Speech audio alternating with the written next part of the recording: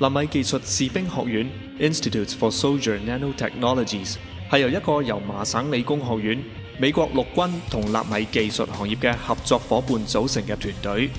其成立嘅目的係希望開發同搜羅如何使用納米技術，大幅提升對士兵嘅保護同生存嘅能力。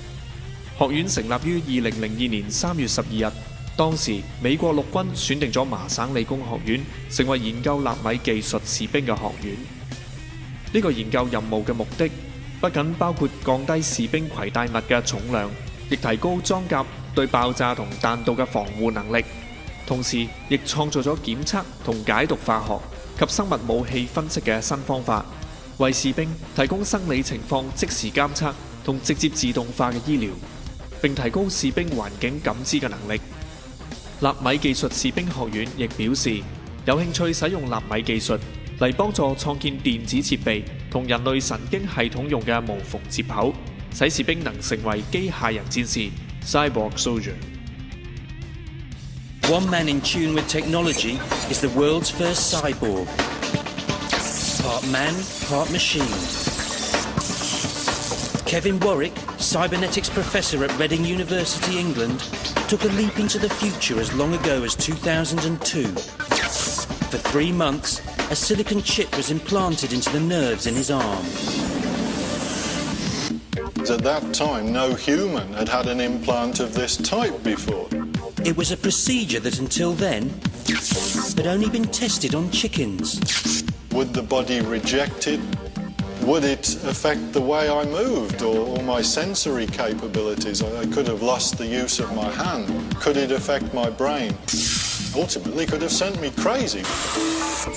Kevin was plugged into a computer which monitored the nerve signals from his brain to his arm, receiving and transmitting them as radio waves. With the signals from his brain, Kevin could not only turn on lights, he could control a wheelchair. And from 5,000 kilometers away via the internet, he succeeded in getting a robot hand to mimic his own hand movements. His most impressive experiment involved his wife, Irena, also having a chip implanted in her arm. The communication experiment between myself and Irena was vitally important to me. This was the highlight of the whole experiment. Kevin wanted to discover if it was possible for his brain to receive and feel signals from Irena's brain. When Irena first moved her hand, it actually felt like a charge running up my index finger. It was a phenomenal feeling. Literally, every time she moved, my brain received a signal. There we were communicating for the first time in the world, nervous system to nervous system. It was the first time two people had electronically communicated by thought alone.